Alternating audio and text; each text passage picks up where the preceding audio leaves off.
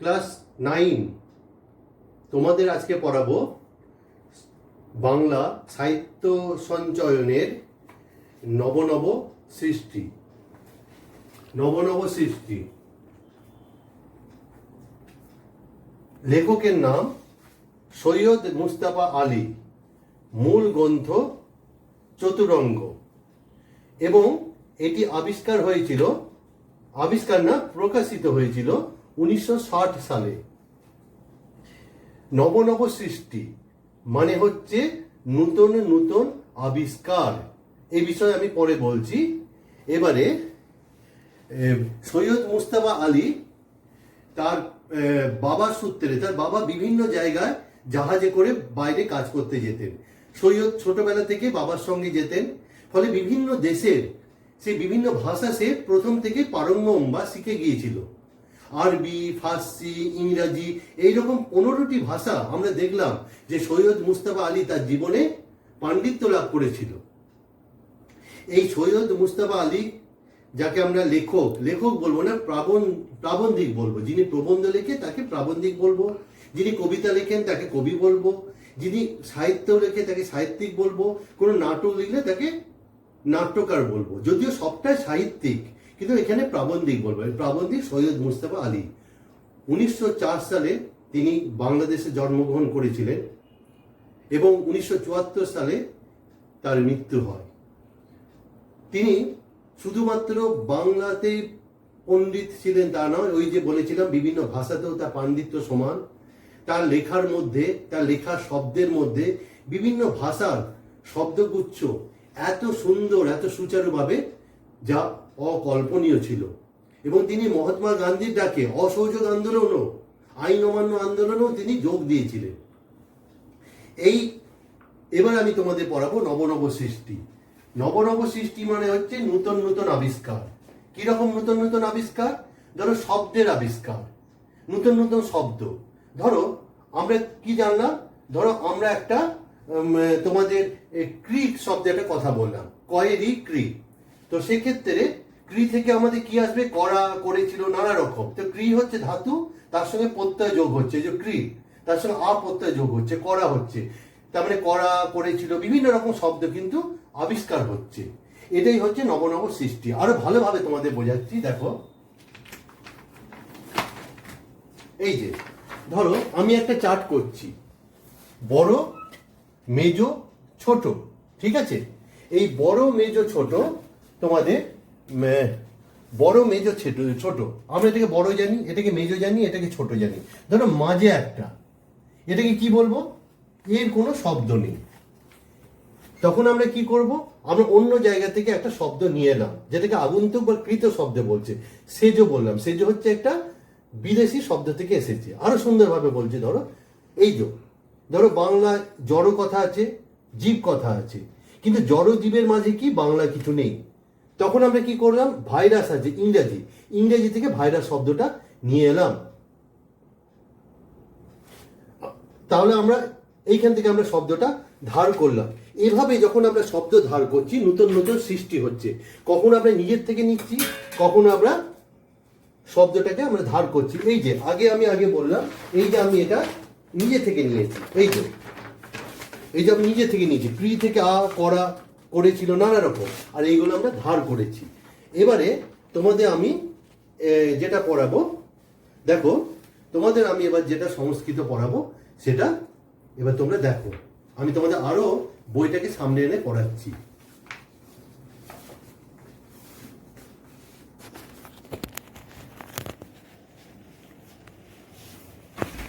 দেখো, আরো সামনে এনে পড়াচ্ছি। তার আগে আমি যে তোমাদের বললাম, এটা দেখে নিলে,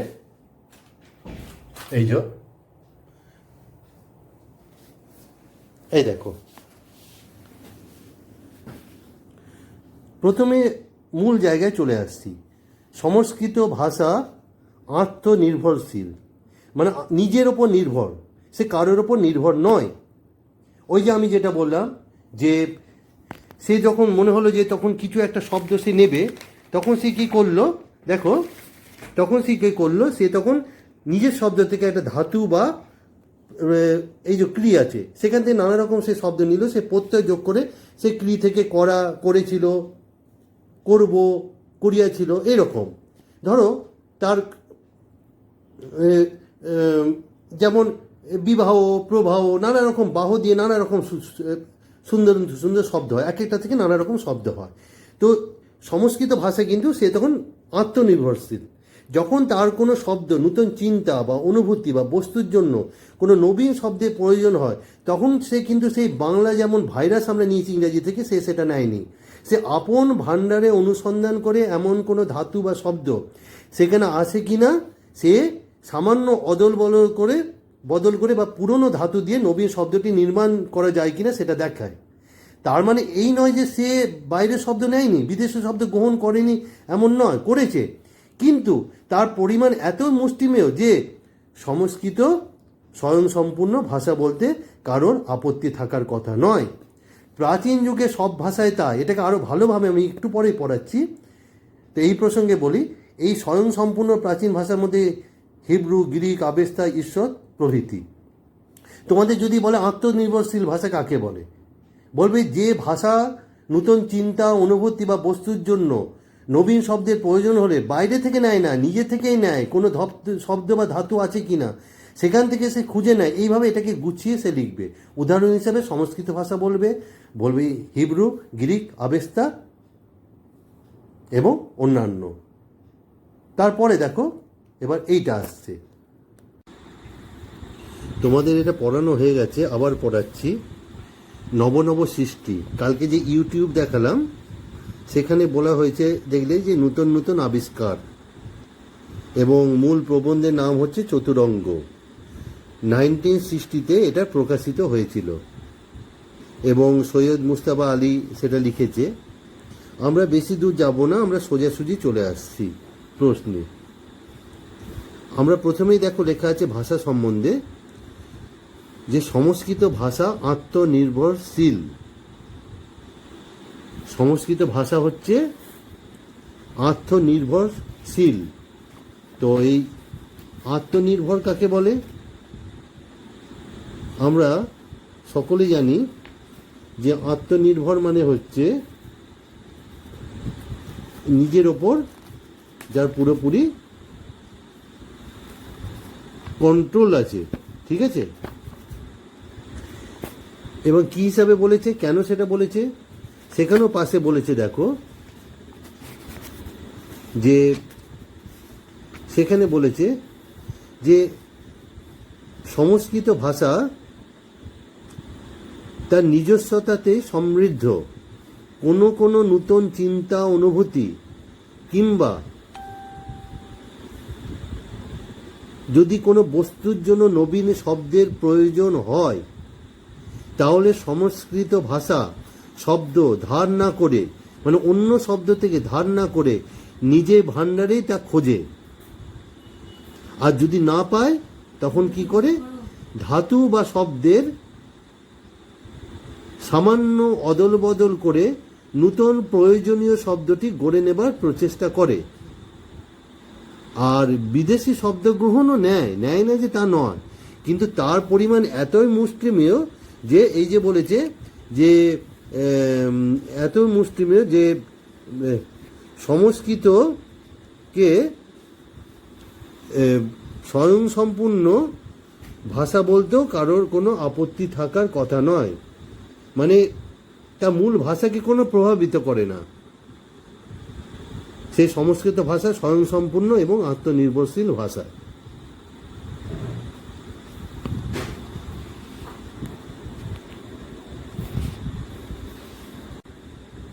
এখন প্রশ্ন হচ্ছে যে কারা কারা স্বয়ংসম্পূর্ণ? লেখক নিজেই বলেছেন প্রাচীন যুগে সব ভাষাই তাই। কোন কোন ভাষা? প্রশ্ন আসতে পারে কোন কোন ভাষা স্বয়ংসম্পূর্ণ। তোমরা তখন বলবে সংস্কৃত ছাড়া হিব্রু, এই যে হিব্রু ভাষাটা, এটা এই যে যীশুখ্রিস্টর যে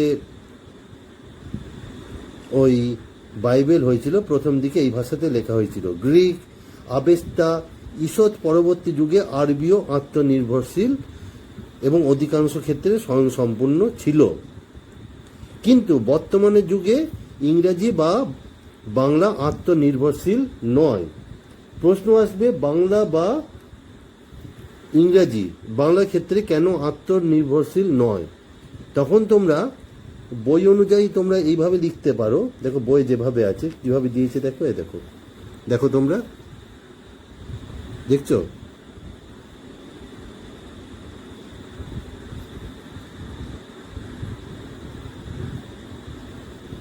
তাই তো এই যে দিয়েছে, এই যে এই যে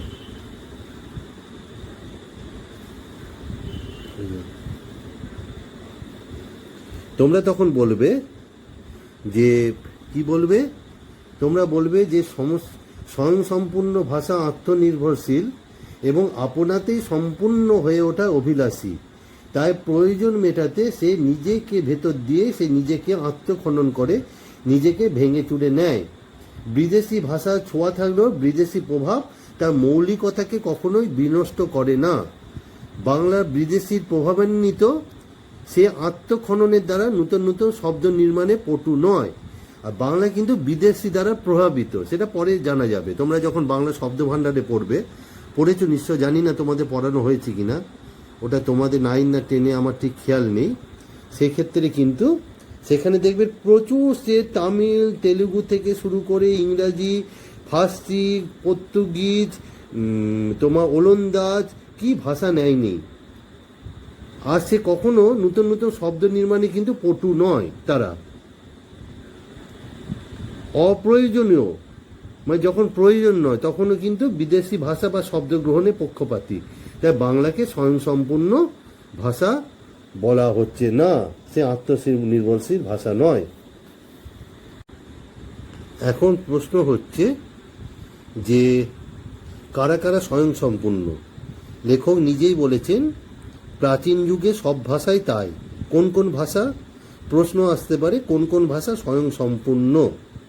তোমরা তখন বলবে সংস্কৃত ছাড়া হিব্রু, এই যে হিব্রু ভাষাটা, এটা এই যে যীশুখ্রিস্টর যে ওই বাইবেল হয়েছিল প্রথম দিকে এই ভাষাতে লেখা হয়েছিল। গ্রিক, আবেস্তা, ঈষৎ পরবর্তী যুগে আরবীয় আত্মনির্ভরশীল এবং অধিকাংশ ক্ষেত্রে স্বয়ংসম্পূর্ণ ছিল। কিন্তু বর্তমানের যুগে ইংরাজি বা বাংলা আত্মনির্ভরশীল নয়। প্রশ্ন আসবে বাংলা বা ইংরাজি বাংলার ক্ষেত্রে কেন আত্মনির্ভরশীল নয়? তখন তোমরা বই অনুযায়ী তোমরা এইভাবে লিখতে পারো। দেখো বই যেভাবে আছে কিভাবে দিয়েছে দেখো, দেখো দেখো তোমরা দেখছো,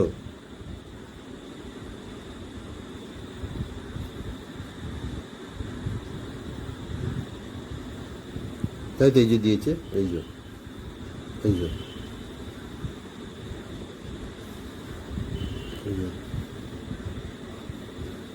তোমরা তখন বলবে যে কি বলবে, তোমরা বলবে যে স্বয়ংসম্পূর্ণ ভাষা আত্মনির্ভরশীল এবং আপনাতেই সম্পূর্ণ হয়ে ওঠা অভিলাষী, তাই প্রয়োজন মেটাতে সে নিজেকে ভেতর দিয়ে সে নিজেকে আত্মখনন করে, নিজেকে ভেঙে চুরে নেয়।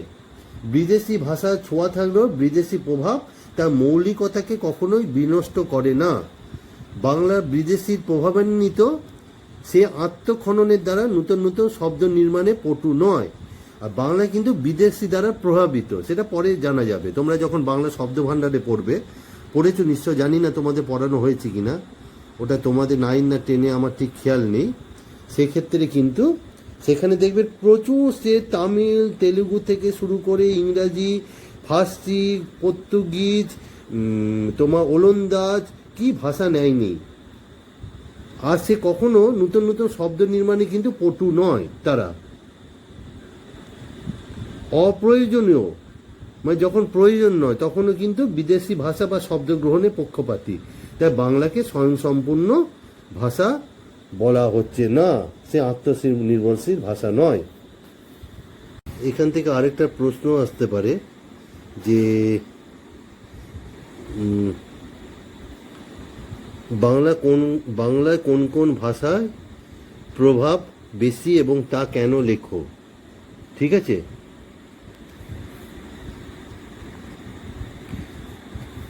আমরা তখন কি বলবো, কোন কোন ভাষার প্রভাব বেশি? যে ভাষা প্রভাবিত হয় নানা কারণে, তার মধ্যে দুটি কারণ হলো জন্মগত, আর একটা হলো আদান প্রদানগত বা ব্যবহারিক, নানাভাবে বাইরের লোকের সঙ্গে যোগাযোগ হচ্ছে সেই রকম। জন্মসূত্রে আমরা সংস্কৃত নির্ভরতা, আমরা জানো সকলে যে বাংলা মা বলা হয়, জননী বলা হয়, সেই সংস্কৃত প্রভাব, গভীর প্রভাব ফেলেছে বাংলায় সংস্কৃত ভাষা।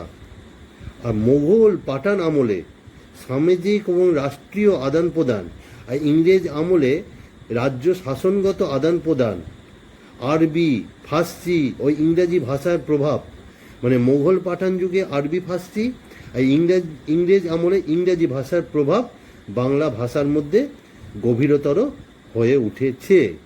ঠিক আছে? হ্যাঁ, দেখো, তোমাদের প্রতিটা লাইনে প্রশ্ন আসতে পারে। যেমন ধরো, তোমাদের যদি এরকম দেয় যে যদি এরকম দেয় যে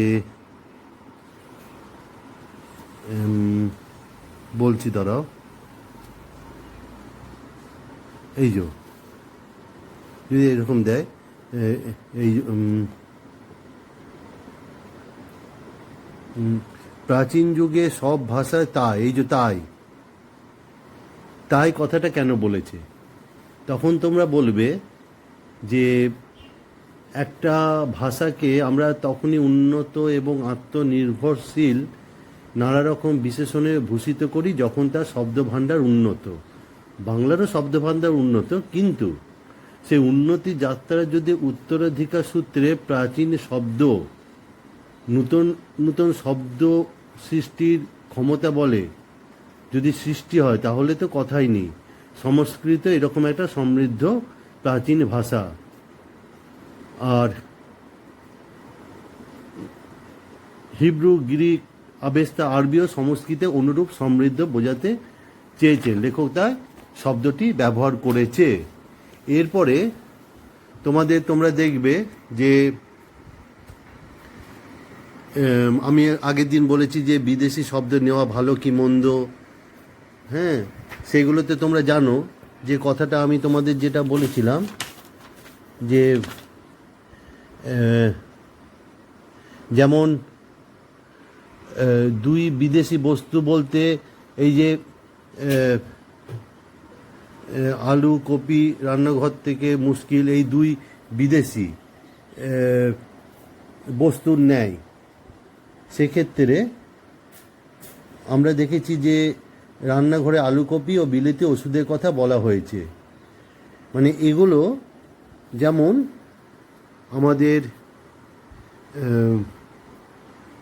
আমাদের যেমন এই পৃথিবীর থেকে যাবে না, রান্নাঘর থেকে যাবে না, সেমনিও এই ভাষাগুলো যে বিদেশি ভাষা, সেগুলো কিন্তু আমাদের ভাষাতেও রয়ে যাবে।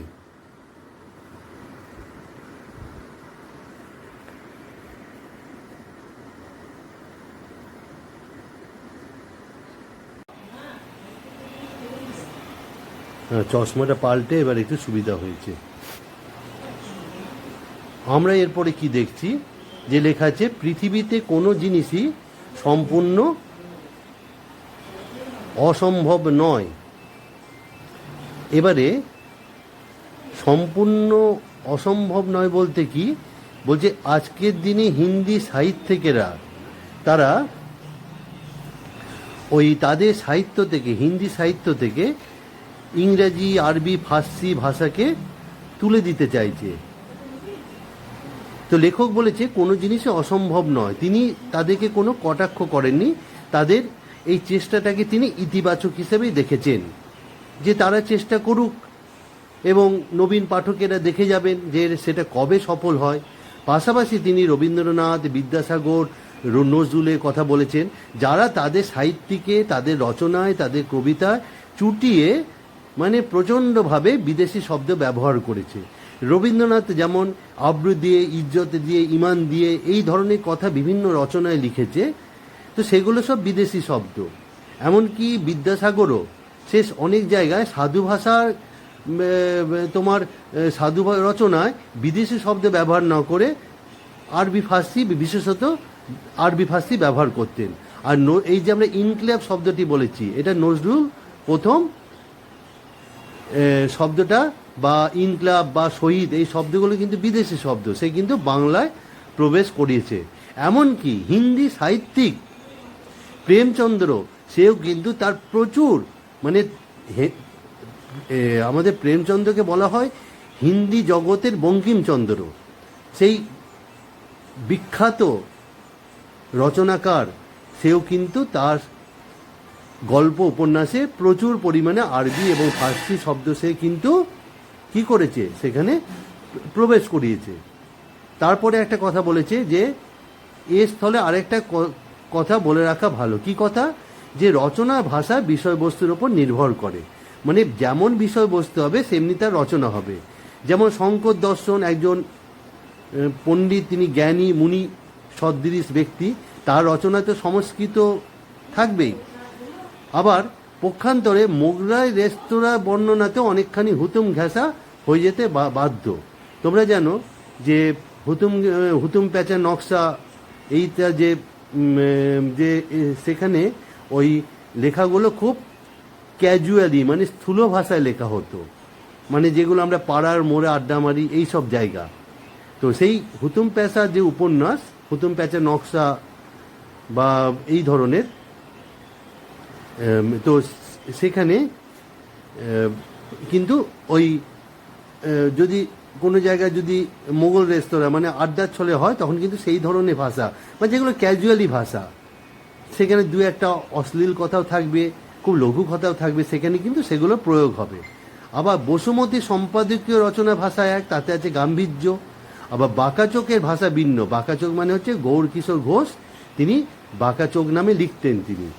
তো সেখানে তার কিন্তু সেখানে আবার চটুলতার কথাটা আছে। আবার বাংলায় যেসব বিদেশি শব্দ ঢুকছে তার মধ্যে আরবি, ফার্সি, ইংরেজি প্রধান। সংস্কৃত শব্দ বিদেশি নয় কিন্তু, সেটা কিন্তু আমাদেরই সংস্কৃত থেকেই তো বাংলা এসেছে, আমাদের দেশেরই বাংলা। আর পর্তুগিজ, ফরাসি, স্প্যানিশ শব্দ এতই কম যে সেগুলো নিয়ে দুশ্চিন্তা করার কারণ নেই। তবে কিসের দুশ্চিন্তা? যে বাংলা বিশ্ব ভিন্ন, আমরা যেখানে চর্চা করি অন্যান্য ভাষাগুলো, সেখানে দেখো যে বাংলা ভাষা কিন্তু সেখানে বাংলাতে ঢুকবেই। আর সংস্কৃত চর্চা এদেশে ছিল বলে প্রচুর শব্দ সংস্কৃত ভাষায় এদেশে বাংলায় ঢুকেছে, অল্প বিস্তর ঢুকেছে, এমনকি সংস্কৃত থেকে পরিবর্তন হয়ে বাংলায় ঢুকেছে এবং আরও ঢুকবে বলে লেখক আশা প্রকাশ করেছে। এবং সংস্কৃত হচ্ছে একটা খাবার, সেই খাবার থেকে বাংলাকে বঞ্চিত করা উচিত নয়। সেই জন্য বলেছি যে এখনও যে আমাদের সংস্কৃত চর্চার প্রয়োজন আছে, তাই স্কুল থেকে সংস্কৃত চর্চা উঠিয়ে দেওয়াটা উচিত নয়। ইংরাজি ক্ষেত্রেও তাই। তোমরা জানো যে খুব ভালো করে যে দর্শন শাস্ত্র, রসায়নবিদ্যা প্রচুর আছে, যেখানে এখনও প্রয়োজনীয় বিজ্ঞানের শব্দ আমাদের বাংলায় নেই, সেখানে ইংরেজি শব্দগুলো দরকার হয়। এই রেলের ইঞ্জিন কি করে চালাতে হয়, সেখানে কিন্তু বাংলাতে কোনো বই নেই, এসব টেকনিক্যাল শব্দগুলো কিন্তু ইংরাজিতে আছে। তাহলে সেক্ষেত্রেও আমাদের ইংরাজি চর্চা বন্ধ করার কিন্তু এখনও পুরোপুরি সময় আসেনি। দেখো পরের পৃষ্ঠাটা বার করো, 19 থেকে 20 পৃষ্ঠা। সেখানে বলেছে যে একমাত্র আরবি ফার্সি শব্দের যে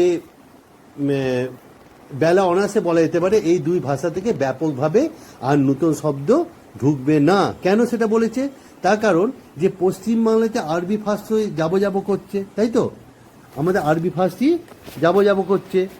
আর পূর্ব বাংলাতেও এই ভাষাতে, পূর্ব বাংলাতে অনেকে বলে যে সেখানে যেহেতু উর্দু প্রধান একটা সময় ছিল, এখন অবশ্য সেখানে পূর্ব বাংলায় তো বাংলা এসে গেছে, মাতৃভাষা বাংলা সেখানে। এ নিয়ে তো প্রচুর লেখালেখি করেছি, তোমরা পড়েছো। আমি যে বাংলাদেশে বেড়াতে গেছিলাম, তো সেখানকার যারা তরুণ সম্প্রদায়, তাদেরও কিন্তু আর ওই আরবি ফার্সির প্রতি কোনো দরদ নেই। এবং সুতরাং এই দুটো ভাষায় কিন্তু আয়ু কিন্তু বেশি দিন এই বাংলা সাহিত্যে থাকবে না, বরং মানে অদূর ভবিষ্যতে যে আরব এবং ইরানে জ্ঞান বিজ্ঞানের চর্চা প্রচণ্ডভাবে বেড়াবে তারও কোনো আশু সম্ভাবনা নেই। আসলে এই যে আমাদের বিজ্ঞান, আজকের দিনে বিজ্ঞানকে ধরে আমরা এগোচ্ছি, সেই জন্য আমরা ইংরেজিটাকে সামনে এনেছি। কিন্তু যদি আরবি ফার্সিতে যদি বিজ্ঞানের যদি শব্দ অনেক থাকে তখনই আমরা নেব। সেই জন্য বলেছে যে, কিন্তু বলেছে যে সেখানে আর নতুন করে বিজ্ঞান কোনো ভিত্তিক কোনো গবেষণা শুরু হওয়ার সম্ভাবনা নেই। সত্যি তারা অনেক আরবি ফার্সি এই মুহূর্তে আরবি আরব দেশে বা ইরানে কোনো একটা সময় ছিল, এখন কিন্তু সেরকম তাদের জ্ঞানের ভাণ্ডার নেই। তাই সেখান থেকে কিন্তু কি বিজ্ঞানে কি সাহিত্যে কিন্তু সেই ভাষাটা বাংলার ক্ষেত্রে কিন্তু আর নেওয়া যাবে না।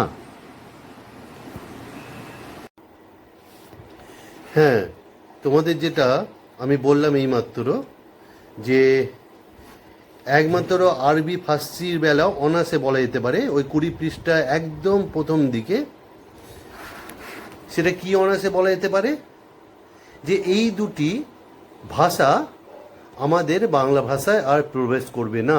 এক সময় করেছিল, কোন সময়? বহুদিন আগে, যখন মুঘল পাঠানেরা আমাদের দেশে শাসন চালাতো। পরবর্তী সময়ে আইন আদালতে প্রচুর আরবি এবং ফার্সি ভাষা প্রবেশ করেছিল, কিন্তু এই মুহূর্তে তাদের শাসন ব্যবস্থাও নেই, আর্থসামাজিক কাঠামোটাও সেই রকম নেই। এখন নতুন করে কোনো বাংলা ভাষায় প্রবেশ করবে না। এমনকি অদূর ভবিষ্যতে যে ওই ইরান ইরাকেও এই দুটি ভাষাকে কেন্দ্র করে যে বিজ্ঞান ভাষা, সেখানে বিজ্ঞানে বিরাট কিছু উন্নতি হলো। সেই সূত্রে আমরা বিজ্ঞানকে গ্রহণ, কারণ বিজ্ঞান তো সার্বজনীন, সে বিজ্ঞানের মাধ্যমে তাদের কিছু ভাষা গ্রহণ করব সেটা সম্ভাবনা নেই, কারণ তাদের বিজ্ঞান সেই রকম উন্নত নয়, বা হবেও কিনা এখন সন্দেহ আছে। আর পূর্ব বাংলা, যেটা এখন আমরা বাংলাদেশ বলি, সেখানে বাংলা ভাষা নিয়ে যথেষ্ট চর্চা হয়। তারাও নবীন যারা, একটা সময় যখন পাকিস্তান ছিল, পূর্ব পাকিস্তান পশ্চিম পাকিস্তান, উর্দুর প্রভাব ছিল পূর্ব পাকিস্তানের ওপর, যেটা অধুনা বাংলাদেশ, সেই সময় কিছু চর্চা হয়েছিল। কিন্তু নবীন যারা, যারা নিজেকে আদ্যান্ত বাঙালি বলে মনে করে, তারা কখনোই আরবি ফার্সিকে গ্রহণ করবে না। অবশ্য এই দুটি ভাষা কিন্তু এই মুহূর্তে বাংলা থেকে কিন্তু সরে যাবে না। তার কারণ আমাদের এখনো ইউনিভার্সিটিতে এই দুটো ভাষার ওপরে, ওই পুরনো ভাষা নিয়ে যখন কিছু বৈজ্ঞানিক রিসার্চ হয়, তখন এই দুটো ভাষায় কিছু কিছু ভাষার শব্দ নিয়ে কাজকর্ম করে স্টুডেন্টরা। তাছাড়া কোনো কোনো অত্যুৎসাহী, মানে অতি উৎসাহী মানুষ, তারা কি করে যে চণ্ডী থেকে, মানে সে চণ্ডী মঙ্গল কাব্য থেকে হুতুম প্যাঁচা নকশা, যেটা আগে বলেছিলাম, যখন অপ্রচলিত আরবি ফার্সি শব্দ ছিল সেখান থেকে নিয়ে এসে বর্তমানে তারা বিভিন্ন রচনা শৈলীতে সেখানে প্রবেশ করছে। তো এইগুলো কিন্তু লেখা আছে। পরে দেখো, এই পরিস্থিতির সামনে জীবন মৃত্যু এইসব শব্দে একটা নতুন খতের নিলে ভালো হয়। মানে জীবন মৃত্যু বলেছে, কারণ এগুলো থেকেও কিন্তু আর কোনো কাজে লাগছে না, তাই একে জীবন মৃত্যু বলছে। আর বলেছে যে যে তার পরের লাইনে দেখো লেখা আছে কি, যে এই যে পরের লাইনে দেখো কি লেখা আছে, আমি তোমাদের পড়াচ্ছি, দেখো যে লেখা আছে যে ভারতীয় মক্তব মাদ্রাসায় যদিও প্রচুর পরিমাণে আরবি ভাষা পড়ানো হয়েছে, তবু কার্যত দেখা গেল যে আরবি এবং ভারতীয় আর্যগণ ইরানি আর্য সাহিত্য ফার্সি সৌন্দর্যে অভিভূত হলেন বেশি। উর্দু সাহিত্যের মূল সুরসা ফার্সির সঙ্গে বাঁধা, আরবির সঙ্গে নয়। মানে সেখানেও কিন্তু আরবিটা কোনো কাজে লাগছে না, সেখানে ফার্সিটা কাজে লাগছে। তার কারণ হচ্ছে যে ভারতীয় আর্যগণ কিন্তু সেই ফার্সি সৌন্দর্যে কী হলো, মুগ্ধ হয়ে গেল। আর হিন্দু গদ্যের ওপর যেটা প্রভাব পড়েছে বাইরে, সেটা কিন্তু আরবি নয়, সেটা কিন্তু ফার্সি। আর একটা সময় ইরানে, দেখো তার পরের লাইনে লেখা আছে, ইরানে যেরকম আর্য ইরানি ভাষা সেমতি আরবি ভাষার সংঘর্ষে নবীন ফার্সি জন্মগ্রহণ করেছিল, ভারতবর্ষে সেই সংঘর্ষের ফলে সিন্ধি উর্দু কাশ্মীরি সাহিত্যের সৃষ্টি হয়। এখানে কয়টা ভাষার উৎপত্তির কথা বলেছে। যেমন ধরো তোমাদের বলা হয়েছে যে ইরানের কথা বলা হয়েছে, সেখানে দুটি ভাষা, আর্য ইরানি ভাষা এবং সেমতি আরবি ভাষার মাধ্যমে নবীন ফার্সি একটা জন্মগ্রহণ করলো। আর ভারতেও কিন্তু সেই রকম সংঘর্ষে জন্মগ্রহণ করলো। আমরা দেখতে পেলাম কি, যে আমরা জন্মগ্রহণ করলো, যে এটা কি করলো, যে সেখানে সিন্ধিরি উর্দু কাশ্মীরি সাহিত্যে জন্ম হলো। কিন্তু এই ভাষাগুলো কিন্তু সিন্ধিরি উর্দু কাশ্মীরি এটা কিন্তু বিরাট, কিন্তু এরা কিন্তু প্রভাব সৃষ্টি করতে পারলো না, বা ভাষা হিসাবে এটা কিন্তু উন্নতি করতে পারলো না। তার কারণটা কি? তার কারণটা হচ্ছে যে ইরানে এদেরও ওপর ফার্সির একটা প্রভাব আছে বা একটা যুক্ত আছে, কিন্তু ইরানে ফার্সির সঙ্গে সংঘর্ষে যে ভাষাগুলো নবীন ফার্সি জন্মগ্রহণ করেছিল, একটা ফার্সি ভাষার সংঘর্ষে, কিন্তু এখানে কিন্তু আরবির এই সংঘর্ষে ফার্সির মাধ্যমে ঘটেছিল বলে অন্য যে কারণেই হোক আর ভারতবর্ষীয় তিন ভাষা কিন্তু ফার্সির মতো নব সৃষ্টি দিয়ে ঐতিহ্যশালী সাহিত্য সৃষ্টি করতে পারলো না। আমি আরও ভালো করে বোঝাচ্ছি, এটা দেখো, আরও ভালো করে বোঝাচ্ছি যে তোমার ইরানি ভাষা সেমতি আরবি ভাষা সংঘর্ষে ফার্সি ভাষা হয়েছে। ভারতে সিন্ধিরি উর্দু কাশ্মীরি সাহিত্য ফার্সি জনপ্রিয় হলো, তিন ভাষা সাহিত্য ঐশ্বর্যশালী সাহিত্য সৃষ্টিতে ব্যর্থ হয়। তার কারণটা কি? তার কারণটা হচ্ছে একটাই হচ্ছে কারণ, যে এখানে এই সংঘর্ষটা আরবির সংঘর্ষটা ফার্সির মাধ্যমে হয়েছিল, কিন্তু ভারতে যে কারণেই হোক এই সংঘর্ষটা কিন্তু সেই রকম হয়নি। ফলে এই তিনটে ভাষা কিন্তু যথেষ্ট দাগ কাটতে পারেনি। তোমরা এটুকুই বলবে, আর কিছু বলবে না।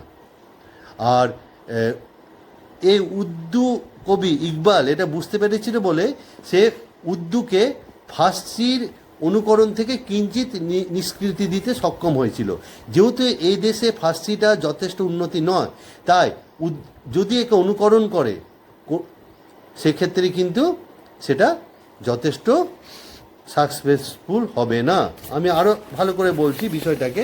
দেখো তোমাদের যে দাঁড়াও হোল্ড করো, আমি আরেকটা থেকে করছি যে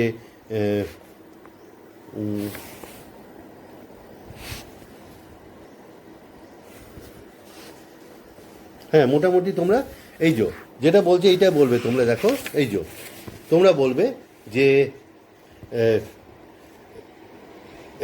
নবীন ফার্সির যেটা জন্ম হয়েছিল আর্য ইরানি এবং সেমেতি ইরানি সংঘর্ষের ফলে, এটুকু বলবে।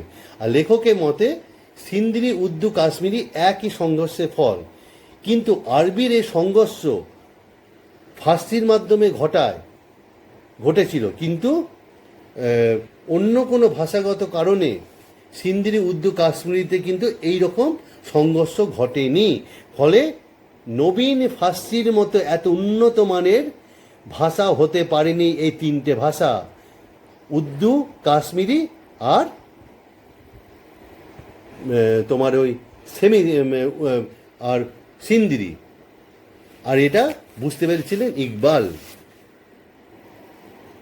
এরপরে তোমাদের আমি পদাবলী নিয়ে বোঝাবো। তার পরের লাইনে আছে বাঙালি সর্বশ্রেষ্ঠ তার পদাবলী কীর্তনে। পদাবলী বলতে এখানে বৈষ্ণব পদাবলী বা সেই সময় কীর্তনের কথা বলা হয়েছে। যদিও সেগুলি মধ্যযুগে সেগুলো সৃষ্টি হয়েছিল, কিন্তু আদ্যান্ত সেগুলো ছিল বাংলা ভাষা। মধ্যযুগে সংস্কৃত প্রভাব থাকলেও বাংলা ভাষায় কিন্তু সেটা ছিল। তো সম্পূর্ণটাই বাঙালিদের দ্বারা রচিত এবং বাংলা ভাষায় সেগুলো বেশিরভাগ পদাবলী বা কীর্তন হয়েছিল, কীর্তন জাতীয় রচনা লেখা হয়েছিল। সেখানে একটা বলা হয়েছে, দেখো যে এ সাহিত্যে প্রাণ ও দেহ, প্রাণ বলতে কাব্যরস এবং দেহ বলতে বাংলা ভাষা বোঝানো হয়েছে। সেই সময় এতই সুচারুভাবে বাঙালি তার বাংলা ভাষাকে এই পদাবলীর মাধ্যমে রচনা করেছিলেন যে সেখানে মহাভারতের কৃষ্ণ শুধু কানু হয়নি, আমাদের বৈষ্ণব পদাবলীর যে আরাধ্য দেবতা রাধা, বলা হয় যে লাদিনী শক্তি মানে কৃষ্ণ ভগবান, তার ভেতরের যে শক্তি তার আরেকটা কায়া হচ্ছে রাধা, সেও একজন ঈশ্বরী। সেক্ষেত্রেও কিন্তু আমাদের ঘরের রাধা হয়ে গেছে। বিশেষত তোমরা যদি চণ্ডীদাসের রাধা পড়ো সেক্ষেত্রে দেখবে যে, বা বিদ্যাপতি রাধা, সেক্ষেত্রে কিন্তু দেখবে যে আমরা যে রাধাকে যে দেবতা বা দেবী হিসাবে কল্পনা করি, সেখানে কিন্তু ঘরের একজন বধূ, ঘরের মেয়ে হিসাবে সেখানে বাঙালি জাতি তাকে প্রতিস্থাপিত করেছে তার অনবদ্য তাদের বাংলা ভাষার মধ্য দিয়ে। এর প্রসঙ্গে একটা কথা আমি বলিনি, প্রথমে বলা উচিত ছিল যে বাংলা ভাষা নানা রকমভাবে এই যে আগন্তুক বা কৃত শব্দ দ্বারা সমৃদ্ধ হয়েছিল। কি সংস্কৃত হোক, কি আরবি ফার্সি হোক, কি পর্তুগিজ হোক, কি তামিল হোক, কি দেশি হোক, কি বিদেশি শব্দ হোক, তবুও মৌলিকতায় বাংলা ভাষা যা সৃষ্টি করেছে তা পৃথিবীর বুকে খুব কম সাহিত্যই পেরেছে। বিশেষত ভারতবর্ষে যদি 1 নম্বর থাকে সেটা হচ্ছে এই বাংলা ভাষা। তো সেখানে আমরা কি বললাম, ভাটিয়ালি নায়িকা, বাউলের ভক্ত, মুর্শিদিয়ার আশিক, পদাবলী শ্রীরাধা একই চরিত্র একই রূপে প্রকাশ পেয়েছে, সব ঘরের মেয়ে হিসাবে। তারপরের লাইনে লেখা আছে দেখো, যে বাঙালি চরিত্রে বিদ্রোহ বিদ্যমান। তার অর্থ এই যে কি রাজনীতি, কি সাহিত্য, যখন যেখানে সত্য শিব সুন্দরে সন্ধান পেয়েছে সেখানে গ্রহণ করেছে। আর একটা জিনিস মনে রাখবে, যা সত্য যা সুন্দর সেখানে কিন্তু গতানুগতিকভাবে চলে না, একটা বিদ্রোহ, একটা রেভলিউশন চলে।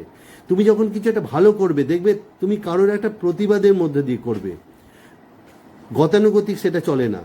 এবং সেই বিদ্রোহটা কিন্তু আমাদের বাঙালির মজ্জার মধ্যে লেখা, মানে মজ্জার মধ্যে সেটা আছে, তার সাহিত্যের মধ্যে দিয়ে আছে। সে বারবার বিদ্রোহ করেছে আর সে নূতনের সন্ধান করতে চেয়েছে, যা সত্য যা সুন্দর সেটাকে সে খুঁজে পেতে চেয়েছে। তাতে যদি তাকে রেভলিউশন করতে হয়, তাকে যদি গতানুগতিকতার বিরুদ্ধে যেতে হয়, সে তাই করেছে।